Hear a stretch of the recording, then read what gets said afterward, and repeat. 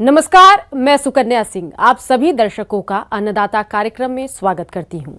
किसान हमारे देश के अन्नदाता हैं और वे ही हमारे देश के भाग्य विधाता हैं। ऐसे ही भारतीय किसानों को खेतीबाड़ी से जुड़ी हुई बहुत सी नई लाभकारी जानकारियां देने के लिए हर रोज सुबह हम आपके साथ आते हैं। तो चलिए कार्यक्रम शुरू करने से पहले देखते हैं क्या है आज के अन्नदाता में। अक्सर किसान कटाई के बाद उपज या तो बेच देते हैं या फिर उसे भंडारित करते हैं और यही किसानों से कुछ न कुछ चूक हो जाती है जिससे भंडारण के दौरान काफी नुकसान होता है। इसलिए उपज का सुरक्षित भंडारण कैसे करें इस बारे में बता रहे हैं कीट वैज्ञानिक डॉक्टर दीपक कुमार जायसवाल। नमस्कार किसान भाई, आज हम लोग बात करेंगे भंडारण के विषय में। तो कटाई के उपरांत सबसे बड़ी हमारे लिए चुनौती होती है, किसान भाइयों के लिए चुनौती होती है उसका संरक्षण। क्योंकि फसल उत्पादन तो अच्छा हो जाता है, बहुत मेहनत करते हैं, उत्पादन अच्छा हो जाता है, लेकिन उसको बचाना भी हमारे लिए एक बड़ा ही महत्वपूर्ण कार्य होता है। देश के कुल उत्पादित खाद्यान्नों का 72.5% भंडारण किसानों के घरों में पुरानी एवं परंपरागत विधाओं से अनाज भंडारण किया जाता है, जबकि 27.5% सरकार वैज्ञानिक भंडारण भविष्य की आवश्यकताओं के मद्देनजर वैज्ञानिक ढंग से करती है। तो भंडारण मुख्यतः दो वजह से किया जाता है, एक खाने के पर्पज से, उपभोग के लिए, और दूसरा होता है बीज के पर्पज से। तो जैसा कि हमको पता है कि जो हम बीज के लिए हम रख रहे हैं उसमें तो हमको बहुत आसानी रहती है कि भाई हम उसमें कोई भी केमिकल इंसेक्टिसाइड और कोई भी पेस्टिसाइड मिला सकते हैं, लेकिन जब हम उपभोग के लिए करते हैं तो उसमें हम नहीं मिला सकते हैं, क्योंकि हमको उसको डायरेक्टली हम उसको खाते हैं, उसको हम यूज करते हैं दाल के रूप में और भी विभिन्न तरह से। तो उसके लिए हमको ध्यान बरतना होता है। तो ये जो भंडारण की प्रक्रिया है वो शुरू हो जाती है खेत से ही। मुख्यतया जो नुकसान पहुंचाते हैं वो होते हैं कीट। कीटों में 4 अवस्थाएं होता है उसमें एग, लार्वा, प्यूपा और एडल्ट। तो किसान भाई क्या होता है कि जब भी बोरा वगैरह जिसमें वो संरक्षित करते हैं उसकी सफाई अत्यंत आवश्यक है, क्योंकि उसमें जो उसका होता है प्यूपल स्टेज वो उसमें पड़ा रहता है, जिसको किसान भाई आँख से, हम भी कोई आँख से उसको नंगे आँख से नहीं देख सकते हैं। तो जब हम उसको सुखा देते हैं या उसको धूप में हम 24 घंटे 48 घंटे के लिए जब हम रख देते हैं तो उससे हमको ये फ़ायदा होता है कि उस पर जो प्यूपा होते हैं, जो उसका रेस्टिंग स्टेज होता है, उसकी मृत्यु हो जाती है। और जब हम उसमें भर करके ले आके जब हम उसको कहीं भी रखते हैं, संरक्षित करते हैं, तो उसकी आयु बनी रहती है। दूसरी चीज़ होती है, मुख्यतया दलहन में विभिन्न तरह की घून और भृंग कीट वगैरह लगते हैं, तो उसके लिए हमको सफाई सबसे बड़ा आवश्यक चीज़ है। दूसरा आवश्यक चीज़ है उसको सोलराइज करना, मतलब धूप में अपने दाने को सुखाना। अगर उसमें किसी भी तरह का नमी है दाने में, हमारे चाहे दलहन हो, चाहे धान हो, चाहे गेहूँ हो, कोई भी फसल हो, जब हम संरक्षण के लिए जाते हैं, जब उसमें नमी रहती है तो उसमें विभिन्न तरह की कीट के साथ साथ उसमें बहुत तरह के जो फंगस है, बहुत तरह के जो उसमें वो भी अटैक होते हैं, जिसकी वजह से उसकी क्वालिटी और खराब हो जाती है। अनाज भंडारण के पूर्व ध्यान दें। भंडारण गृह या गोदाम को साफ सुथरा कर दीवारों को चूने से पुताई करें। भंडारण घर का फर्श धुलकर अच्छे प्रकार से सुखा लेना चाहिए। दीवार, फर्श, छत को कोई छेद या दरार नहीं होना चाहिए। यदि है तो मरम्मत करें। भंडारण घर की सफाई के साथ कीटों के संक्रमण से मुक्ति कर लें। इसके लिए मेलाथियान 50 EC 1 मिलीलीटर प्रति 1 लीटर पानी में घोलकर घोल की 3 लीटर मात्रा से 100 वर्ग मीटर क्षेत्र की पुताई या छिड़काव करें। पुराने खाली बोरे, दीवारें, फर्श, पट्टियों, लकड़ी के तख्ते आदि कीटनाशक से छिड़काव द्वारा कीट संक्रमण से मुक्त करें। भंडारित अनाज को भली प्रकार साफ कर लें। अनाज, भूसा, धूल, खरपतवार से मुक्त तथा कटा पिटा अनाज भी अलग कर लें। अनाज को कड़े धूप में सुखा लें और ठंडा करके भंडारित करें। भंडारित अनाज में 10 से 12%, दलहन में 8 से 10% और तिलहन में 8 से 10 से नमी होनी चाहिए। एक चीज़ और आवश्यक है कि जब भी हम रखते हैं बोरे के रूप में, बोरे में इन दलहनी या किसी भी फसल को, तो उसमें हमेशा जगह बना करके रखें, जिससे कि वायु का आदान प्रदान बोरों के बीच में होता रहे। और दूसरी चीज़ कि जब भी हम बोरों में उसको रखते हैं तो गांव में हम लोग बहुत पहले से देखते आ रहे हैं कि जैसे करंज की पत्ती हम रख दिए, नीम की पत्ती रख दिए, हल्दी का गांठ वगैरह भी हम रख देते हैं, तो उससे भी कीट भागते हैं। लहसुन और प्याज को भी हम गांठ के रूप में उसके अंदर डाल देते हैं, तो उससे कीट क्या है कि उसके बोरों के अंदर नहीं आते हैं। दूसरी बात आती है, जब भी हम करते हैं बीज के पर्पज़ से, बीज के उद्देश्य से जब हम किसी दलहनी फसल का संरक्षण करते हैं तो उसमें हम किसी भी तरह का इंसेक्टिसाइड या हम धूम्र के सहयोग से हम उसको बचा सकते हैं। इसके लिए बहुत सारी चीज़ें उपलब्ध हैं।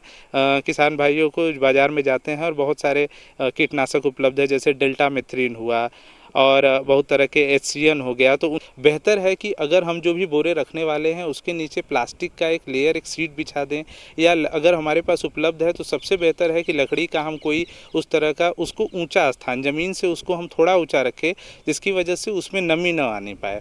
वहाँ पे उसके बाद हम बोरों का भंडारण करें जिससे कि सुचारू रूप से हम भंडारण कर सकें। किसान भाइयों, अभी तक आपने खेती से जुड़ी हुई कुछ उपयोगी जानकारियां देखी। अब लेते हैं एक छोटा सा ब्रेक, जल्द ही लौटेंगे और कार्यक्रम में आगे भी है खेतीबाड़ी से जुड़ी हुई महत्वपूर्ण जानकारियां, तो बने रहिए हमारे साथ। ब्रेक के बाद आप सभी दर्शकों का अन्नदाता में स्वागत है। चलिए अब रुक करते हैं अगली कड़ी की ओर। प्रदेश के कई किसान भाई गिलाडिया फूल की खेती करके अच्छा लाभ कमा रहे हैं, लेकिन हमारे कुछ किसान भाई इसकी फसल में किए जाने वाले आवश्यक कार्यों में लापरवाही करते हैं, जिसकी वजह से गिलाडिया की फसल कमजोर हो जाती है और पुष्प उत्पादन में कमी आने से किसानों को हानि का सामना करना पड़ता है। तो किसान भाइयों, आप गिलाडिया से अधिक उत्पादन प्राप्त करने के लिए कौन कौन से कार्यों को करें, इसकी जानकारी दे रहे हैं कृपाल सिंह वर्मा। किसान भाइयों, आज हम एक चर्चा करने वाले हैं, वो है एक फूल वाली फसल और उसे कहते हैं गिलाडिया। इसे कई नामों से जाना जाता है, इसे नवरंगा के नाम से भी जाना जाता है और सामान्यतः ऐसे किसान भाई बरसात के सीज़न में लगाते हैं और गर्मी के सीज़न में लगाते हैं। तो जैसा कि अभी जो हमारा समय चल रहा है, ग्रीष्म ऋतु का समय चल रहा है, अभी जो नवरंगा है, जो गिलाडिया है, इसकी बहार आई हुई है। खरपतवारों की बात की जाए तो किसान भाइयों को ये देखना चाहिए कि उसमें जो खरपतवार हैं कहीं ऐसा तो नहीं कि फसल की जो ऊंचाई है उससे ज़्यादा ऊंचे जा रहे हैं। यदि ऐसा है तो खरपतवारों का नियंत्रण आवश्यक है और यदि खरपतवार थोड़े बहुत हों, फसल की ऊंचाई के बराबर हों, तो उनमें निदाई गुड़ाई की विशेष आवश्यकता नहीं होती है। किंतु फिर भी इसकी प्रारंभिक अवस्था में 2 बार इसकी निदाई गुड़ाई करना चाहिए हाथ से, जिससे कि वायु संचार अच्छा होता है। तथा जैसे ग्रीष्म ऋतु में जो पानी की समस्या आती है, निदाई गुड़ाई करने से जो पानी है, मिट्टी में जो जल है, उसका संरक्षण होता है और जो फसल है उसकी उचित वृद्धि और बढ़वार होती है। किसान भाइयों, गिलाडिया की फसल से आपको अधिक फूलों का उत्पादन मिले, इसके लिए आप यूरिया का संतुलित मात्रा में प्रयोग करते हुए सिंचाई प्रबंधन कैसे करें, आइए जान लेते हैं। इसी प्रकार हम बात करें इसमें खाद और उर्वरक की, तो खाद और उर्वरक जो है इसमें फसल की अवस्था के समय ही डाला जाता है, लेकिन जो नत्रजन वाली मात्रा है वो फसल की वृद्धि अवस्थाओं में दी जाती है। तो किसान भाइयों को इसकी जो फूलों की तुड़ाई है उसके बाद इसमें 30 से 40 किलो नाइट्रोजन प्रति हेक्टेयर अभी उसमें भुरकाव करना चाहिए, उपरांत उसमें सिंचाई देना चाहिए। इससे क्या होता है कि फसल की उचित वृद्धि होती है। इसी प्रकार यदि इसमें सिंचाई की बात की जाए तो सिंचाई निर्भर करती है कि वहाँ का तापक्रम क्या है, वहाँ की जलवायु दशाएं क्या है। तो ग्रीष्म ऋतु में जो मिट्टी की अवस्था है, मिट्टी किस प्रकार की है, यदि मिट्टी हल्की है तो किसान भाइयों को 1 दिन छोड़ के सिंचाई करनी है। यदि मिट्टी भारी है तो 2 से 3 दिन छोड़कर उसमें सिंचाई करते रहना चाहिए। इससे पौधा जो है, उसके जो फूल हैं वो अच्छी गुणवत्ता के प्राप्त होंगे तथा उसमें कलियां निरंतर लगी रहेंगी और वो अधिक उत्पादन देगा। किसान भाइयों, गिलाडिया की फसल को कुछ कीट और रोग अत्यधिक नुकसान पहुंचाते हैं, तो आप इनकी पहचान कर नियंत्रण कैसे करें, आइए जानते हैं। तो किसान भाइयों, इसमें कुछ समस्याएं आती हैं जो अभी फसल लगी हुई है, जैसा आप देख रहे हैं। तो इसमें कुछ रोग और कीट आते हैं, जैसे कि इसमें एक पत्ती के ऊपर आता है लीफ स्पॉट बीमारी आती है।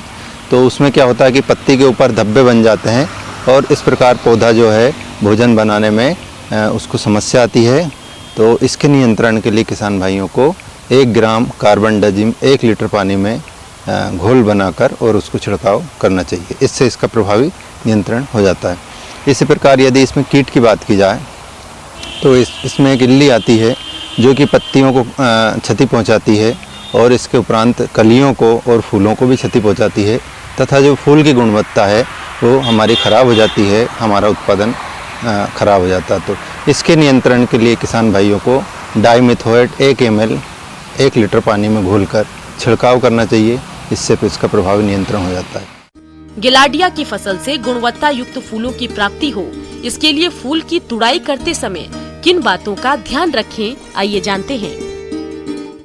इसमें थोड़ी सी समस्या ये आती है कि किसान भाई जब फूलों की तुड़ाई करते हैं तो तुड़ाई करते समय अक्सर ध्यान नहीं रखते हैं और जो पौधे हैं वो क्षतिग्रस्त हो जाते हैं। तो तुड़ाई के समय हमें ये विशेष ध्यान रखना है कि जो फूल हैं उनकी जो तुड़ाई करते हैं, जो भी कृषि श्रमिक होते हैं, वो तुड़ाई करते समय जो कलियां हैं वो प्रभावित ना हो, ये हमें ध्यान रखने की आवश्यकता है। कई बार क्या होते हैं कि तोड़ने के साथ साथ जब तोड़ते हैं तो पौधे को खींचने का इस तरह की कभी कभी समस्याएं बनती है। तो उनको जो है तीखे नाखून या कुछ इस तरह की जो चीज़ें होती है, आपके कैंची वगैरह, उनकी सहायता से भी फूलों को तोड़ सकते हैं आवश्यकता अनुसार। और तुड़ाई का जो काम है सामान्यतः यदि सुबह के समय किया जाए 8 बजे के पहले तो वो अच्छा रहता है। उस समय क्या होता है, पौधा मुलायम रहता है तो फूल जो है टूटने में उसकी आसानी रहती है। तोड़ने के उपरांत ये हमें ध्यान रखना चाहिए कि फूलों को संग्रहित करने के लिए छाया वाले स्थान की आवश्यकता होती है। जो इस कपड़े रहते हैं, कपड़े में जो फूल हैं उनको तोड़कर और वहाँ पर रखते रहना चाहिए छाया में, तथा उस पर हल्के से पानी के जो बौछार है उनका छिड़काव करना चाहिए, जिससे कि क्या होता है कि फूल ताज़े बने रहते हैं और उनकी खुशबू बनी रहती है। आगे और भी है खेती बाड़ी से जुड़ी हुई बहुत सी रोचक जानकारियां, पर यहाँ पर रुकेंगे एक और ब्रेक के लिए। जल्द हाजिर होते हैं। ब्रेक के बाद एक बार फिर से आप सभी दर्शकों का अन्नदाता कार्यक्रम में स्वागत है। बढ़ते हैं अगली प्रस्तुति की ओर। मौसम के अनुसार प्रबंधनों पर ही टिकी है आपकी खेती बाड़ी, इसलिए मौसम पूर्वानुमान और उस पर आधारित साप्ताहिक कृषि सलाह इस प्रकार है। ग्रामीण कृषि मौसम सेवा मौसम पूर्वानुमान एवं कृषि सलाह जिला जयपुर द्वारा किसानों को सलाह दी जाती है कि कृषि कार्यों को करते समय कोविड-19 के खिलाफ सरकार की सलाह का सख्ती से पालन करें और स्वयं की उचित देखभाल करें। सिंचित कपास की बुआई का उचित समय 10 मई से शुरू है। बुआई हेतु एक बार मिट्टी पलटने वाले हल से तथा बाद में त्रिपाली या हैरो से 2-3 बार जुताई कर खेत तैयार कर लें। बीकानेर नरमा, गंगानगर अगेती, RST 9 व RG 8 देशी किस्म उपयुक्त है। अमेरिकन किस्मों में प्रति हेक्टेयर 75 किलो नत्रजन और 35 किलो फॉस्फेट उर्वरकों की आवश्यकता पड़ती है, जबकि देशी किस्मों को प्रति हेक्टेयर 50 किलो नत्रजन और 25 किलो फॉस्फेट दें। कपास के बीजों से रेशे हटाने के लिए मिट्टी या प्लास्टिक के बर्तन में प्रति 10 किलो बीज में 1 लीटर गंधक का तेजाब डालें एवं 1-2 मिनट तक लकड़ी से हिलाएं। बीज काला पड़ते ही तुरंत बीज को बहते हुए पानी से धो लें और ऊपर तैरते हुए बीजों को अलग कर दें। गंधक के तेजाब से बीजों का अंकुरण अच्छा होगा। इस उपचार से गुलाबी सुंडी भी नष्ट हो जाती है। कपास को बीज जनित रोगों से बचाने के लिए बीज को 6 से 8 घंटे पानी में भिगोकर सुखा लें तथा तत्पश्चात 3 ग्राम थायरम या 2 ग्राम मैंकोजेब प्रति किलो बीज की दर से उपचारित करें। अमेरिकन किस्मों की पौध ज्यामिति 60 गुणा 45 सेंटीमीटर तथा देशी किस्मों की 45 गुणा 30 सेंटीमीटर रखें। नींबू वर्गीय फलदार पौधों में फल गिरने की समस्या की रोकथाम हेतु फ्लोनोफिक्स हार्मोन का 1 मिलीलीटर प्रति 5 लीटर पानी का घोल बनाकर छिड़काव करें। कुष्मांड कुल की ग्रीष्मकालीन सब्जियों जैसे लौकी, कद्दू, चिकनी तुरई, खीरा, करेला, काचरा, ककड़ी तथा ग्रीष्मकालीन भिंडी एवं पालक में सिंचाई दें। पशुपालकों को सलाह दी जाती है कि वो अपने पशुओं को तेज धूप से बचाएं तथा धूप में नहीं नहलाएं। पशुओं को लू के प्रकोप से बचाने के उपाय करें। पशु को ठंडा पानी नियमित रूप से पिलाएं तथा पशु घर में पशु का मुंह दीवार की तरफ रखें। अन्नदाता हेल्पलाइन निशुल्क फोन संपर्क सेवा के माध्यम से आपके द्वारा पूछे गए प्रश्नों में से 1 या 2 महत्वपूर्ण प्रश्न को हम अपने कार्यक्रम में शामिल करते हैं। इसी के तहत आज का चयनित प्रश्न और उसका जवाब इस प्रकार है। अन्नदाता निशुल्क फोन संपर्क सेवा के माध्यम आज हमने जिस प्रश्न को शामिल किया उसे पूछा है गांव देवल जिला डूंगरपुर के किसान सुशील कुमार ने। आप खरगोश पालन पर जानकारी चाहते हैं तो सुशील कुमार जी इस बारे में जानकारी के लिए देखिए कार्यक्रम की ये प्रस्तुति।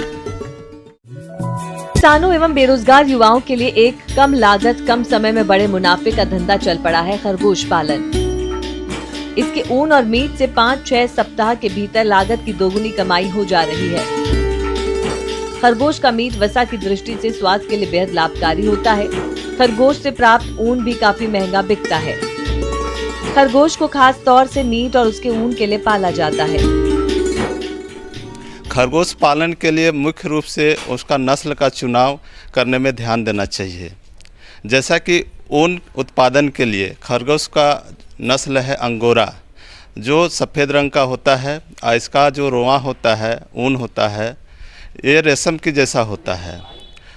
साल में लगभग 250 ग्राम से 1 किलो तक ऊन उत्पादन किया जा सकता है इस नस्ल से।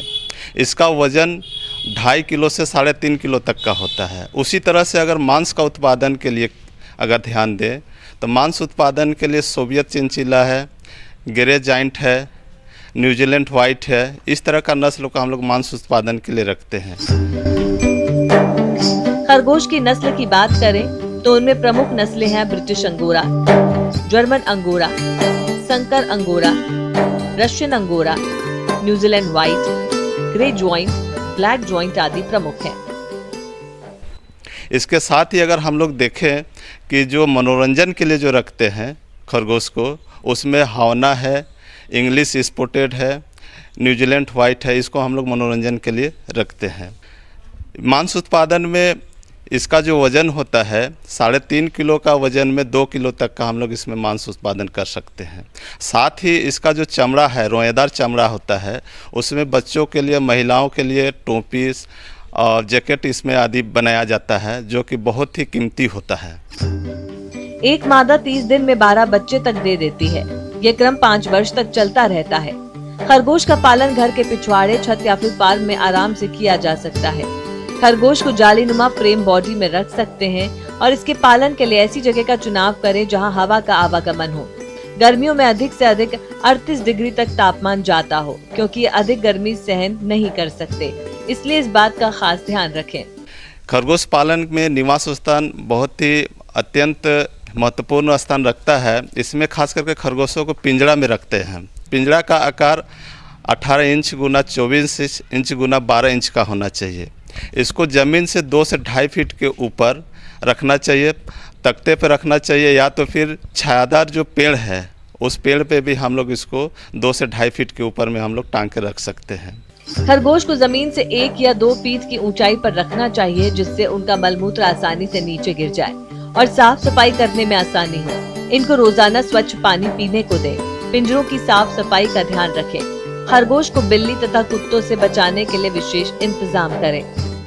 प्रजनन हेतु मादा का चुनाव अच्छा करना चाहिए और नर का भी चुनाव अच्छा करना चाहिए। प्रजनन के लिए एक ताकतवर, स्वस्थ और अच्छे नस्ल का चुनाव करना चाहिए।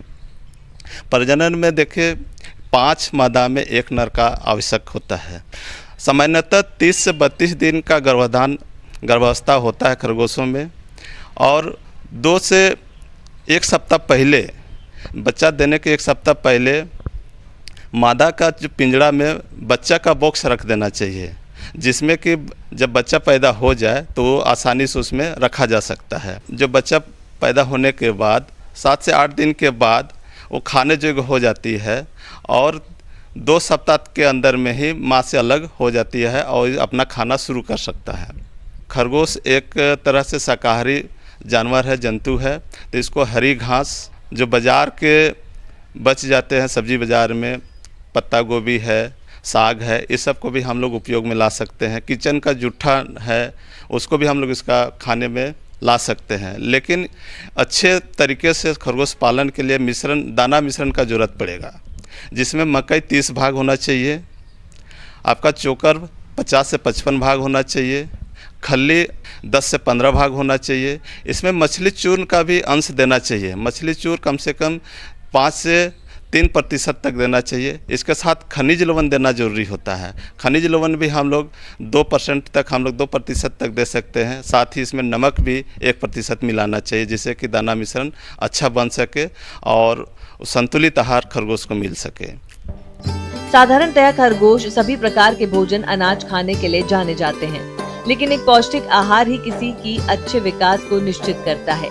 इसलिए हमेशा अपने जानवरों को पौष्टिक और उच्च गुणवत्ता वाला भोजन खिलाने की कोशिश करें। साथ ही इसमें देखा जाए तो बीमारी बहुत कम होता है, चूँकि इसका बहुत तरह से उपयोग होता है। ऊन के रूप में उपयोग हो सकता है, शोध में प्रयोग होता है, मांस के लिए प्रयोग होता है, रोआ के लिए प्रयोग होता है। तो खरगोश पालन करके भी शिक्षित जो बेरोजगार युवक है स्वरोजगार अपना सकते हैं और इसका पालन करके साल में 3 से 4 लाख रुपया आसानी से कमा सकते हैं। चूँकि ये जो मादा है साल में 4 से 5 बार बच्चा पैदा करती है, इसका गर्भ अवस्था बहुत ही कम होता है, तो इसका प्रोडक्शन उत्पादन ज़्यादा ले सकते हैं और ये आसानी से घर बैठे किसी तरह का बहुत ज़्यादा मेहनत ना करते हुए कम लागत में कम समय में अच्छा आमदनी प्राप्त कर सकते हैं। तो इसका मार्केटिंग बहुत ही आसान है और चूँकि ये शौक के तौर पर भी बहुत अच्छा होता है, मन खुश होता है, तो उसके हिसाब से भी इसको खरगोश पालन को हम लोग कर सकते हैं। किसान भाइयों, अन्नदाता आपकी सेवा के लिए संकल्परत है। कृषि संबंधित समस्या और सुझावों के लिए आप हमें इस पते पर संपर्क कर सकते हैं। प्रोड्यूसर अन्नदाता, news 18 Rajasthan, Ramoji film city, Hyderabad 501512। साथ ही आप हमें ईमेल भी कर सकते हैं। हमारा ईमेल है p18annadaata@nw18.com। इसके अतिरिक्त आप हमें निशुल्क हेल्पलाइन नंबर 180041921555 पर सोमवार से शनिवार सुबह 10 से शाम 4 बजे के बीच संपर्क कर सकते हैं। किसान भाइयों, अब समय हो रहा है आपसे विदा लेने का, तो हमारी अन्नदाता टीम को दीजिए इजाजत। कल फिर आपसे मुलाकात होगी कृषि संबंधित कुछ और महत्वपूर्ण जानकारियों के साथ। नमस्कार।